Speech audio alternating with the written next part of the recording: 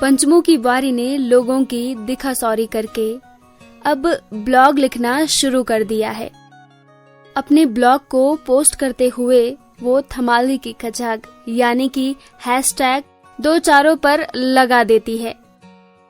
पंचमों की बुआरी बिजवा आम लेकर आई, उसको छीलकर उसके हडेला को तेल में छौंककर खूब चटपटा साग बना दिया। सब लोगों ने खूब मजे से खाया। उसके बाद उसकी सास और वो खेत में चले गए। झुरमुर झुरमुर बारिश लगी थी। सासू ने नीली बरसाती ओढ़ रखी थी और पंचमों की बुआरी ने काली बरसाती। दोनों जैसे ही झंगोरा वाली पुंगड़ी में गए, एक किनारे पर गोरों ने उजाड़ खा रखा था। सासू ने उजाड़ खाया हुआ देखकर गाली देना शुरू कर दिया। गाली देने के लिए उसने गांव मुंह की ओर किया और खेत के किनारे पर खड़ी होकर अपनी दरांती से इशारा करती हुई गाली देने लगी। पंचमू की बारी ने कहा, सासू जी, जब पता नहीं है कि किसके गोरू ने उजाड़ खाया तो आप सारे गांव वालों को क्यों सुना रही हो। इस पर सासू ने जरा बीपी सामान्य करते हुए कहा कि वारी जिसके गोरू ने भी खाया होगा वो अपने आप चिता जाएगा।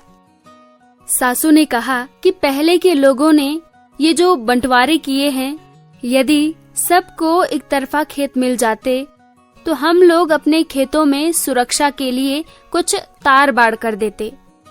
लेकिन एक पुंगड़ी का कत्तर बड़े सासू का है और दूसरी पुंगड़ी का कत्तर गांव के किसी और का। बीच में हमारे 1-2 खेत हैं।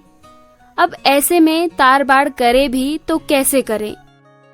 येर केर यानी कि इर्द गिर्द की पुंगड़ी बांझ पड़ी हुई है, जाने के लिए रास्ता भी नहीं है। अब ऐसे में जानवर सारा नुकसान कर देते हैं। यदि बुआरी इसकी चकबंदी का नियम सरकार निकाल देती तो हम आपस में खेतों का संटा बदल कर देते। बुआरी एक बार तुम्हारे कक्के ससुर जी को बोला था कि खेतों को संटा बदल कर देते हैं। कक्के ससुर जी ने हाँ भी बोल दिया था। तब तक 1-2 स्वारों ने छुई लगा दी और तुम्हारी बड़ी सासू ने मना कर दिया। बस उसके बाद नहीं हो पाया। बुआरी, ये हमारे ही गांव में नहीं बल्कि पूरे उत्तराखंड में ऐसा है। बुआरी, जरा एक चिट्ठी अपने सोशल मीडिया में लिख देना कि चकबंदी क्यों जरूरी है। पंचमू की बुआरी ने बोला, सासू जी, बात तो सही कह रहे हो। अब किसी की पुंगड़ी को त्याड़ पर करते हैं तो उसको त्याड़ देने लायक भी अनाज नहीं होता और एहसान अलग। परसों मध्य ख्वाल की बड़े सासू का दिल्ली से फोन आया था कि बुआरी, तुम हमारे पुंगड़ू के किनारे के पेड़ काटते हो, 1-2 माणे घी ही कर देना। उनकी बुआरी का प्रसव है। बड़े सासू ये नहीं समझ रही हैं कि जिन पेड़ों की बात वो कर रही हैं वो कुछ सूख गए हैं और कुछ अणपोण्या हो रखे हैं। उन पर सिरालू और गींठी की बेल लिपटी हुई है। ऐसे में कैसे उनको काटूं? 4 साल से तो हमने काटे भी नहीं हैं उनके पेड़। द्युरानी के लिए घी चाहिए तो कर दूंगी, लेकिन ये त्याड़ और काटने के बदले घी मांगने की परंपरा अब सही नहीं है।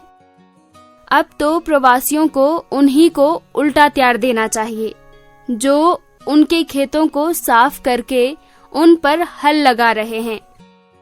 उनके पुंगड़ी के भीड़ा को उजड़ने पर बार बार लगा रहे हैं।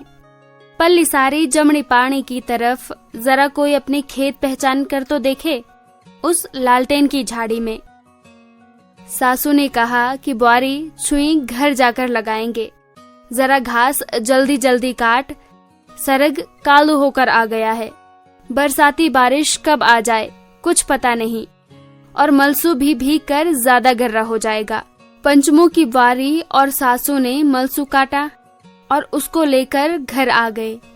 उसके बाद नहा धोकर खाना बनाया और दिन का खाना खाकर थोड़ा आराम करते हुए पंचमू की बुआरी ने सासू के कहने पर एक लेख चकबंदी पर लिखकर कक्के सासू और कक्के ससुर को हैशटैग कर कुछ इस तरह लिखा। कक्के ससुर जी और कक्के सासू जी को सादर प्रणाम। आजकल आप लोग इस बरसात में डेंगू के मच्छरों से सुरक्षित होंगे, ऐसी कामना करती हूँ। परसों जिस दिन कक्के ससुर जी आप अपने साथियों के साथ इधर गांव की तरफ आए थे, ऐसा हमने सुना, लेकिन आप अदबट से ही अपना काम निपटा कर चले गए। आप एक जगह पर खड़े होकर चकबंदी के लिए जिक्र कर रहे थे। ऐसा पड़सी कोटद्वार के एक दुकान में लोग कह रहे थे। आज जब सासू जी ने उजियार खाने पर एक ब्लॉग मुझे लिखने को बोला, तो मुझे परसों आपकी कही बात याद आ गई। पंचमू की बारी ने लिखा कि हमारे पहाड़ में खेती पाती करना मुश्किल पलायन के कारण हो गया है, लेकिन 2-4 मवासे खेती कर भी रहे हैं, तो बिखरे और छिटके खेतों के कारण अनाज की रखवाली नहीं कर पाते हैं। बीज के खेत कोई कर भी रहा है, लेकिन चकबंदी नहीं होने के कारण किनारे से जंगली जानवर आकर उनको नुकसान पहुंचा रहे हैं। कसम से द्विपाथ बीज भी हाथ नहीं लग पाते। कक्के ससुर जी, आप सतपुली में दुकान में खड़े होकर लोगों से चकबंदी पर चर्चा नहीं करते और सीधे घर में आकर पंचमू के साथ बात करते, दोनों चाचा भतीजा अपनी पुंगड़ी का संटा बदल कर देते। खैर, आपके साथ तो इतनी दिक्कत नहीं है, लेकिन बड़े सास तो मानने को राजी नहीं है। कहती हैं, जब तक मैं बची हूँ तब तक भाई बांट जैसा हो रखा है, वैसे ही रहने दूंगी। कक्के ससुर जी, आप ही इस समय चकबंदी करवा सकते हो, क्योंकि देखो, लॉकडाउन के बाद नौकरी नहीं होने के कारण कितने मवासे घर आ गए हैं। वो कुछ करना चाहते हैं, कोई भुज्जी उगाना चाहता है, तो कोई डेयरी खोलना चाहता है, कोई खेतों में फूल और कोई बगीचा लगाना चाहता है, लेकिन खेतों की चकबंदी नहीं होने से वो कुछ नहीं कर पा रहे हैं। बेचारे सरकारी राशन का इंतजार करते रहते हैं। डीलर जेठ भी कहते हैं कि जब तक इनका राशन कार्ड नहीं बनता है, तब तक इनको राशन भी दें, तो कैसे दें? कहीं कोई शिकायत कर देगा तो गए काम से। मैं तो कहना चाहती हूँ कि उत्तराखंड सरकार को नया भूमि बंदोबस्त का कानून लाकर खेती की चकबंदी करवा देनी चाहिए। नहीं तो ऐसी स्थिति में जो खेती हो भी रही है वो भी बांझ पड़ जाएगी। तब थौला लेकर राशन की दुकान में ही खड़े रहेंगे। कक्के ससुर जी, सासू जी बता रही थी, एक बार ससुर जी ने संटा बदल करने को कहा था। आपने हाँ भी कर दी थी, लेकिन उसके बाद कुछ हुआ नहीं। अब ससुर जी तो बैकुंठ सिधार गए। आप ही सयाने हो, जरा एक बार यहाँ आकर चकबंदी करवा दो, तब देखना ये पहाड़ की धरती कैसे फिर अनाजों से हरी भरी नहीं रहती।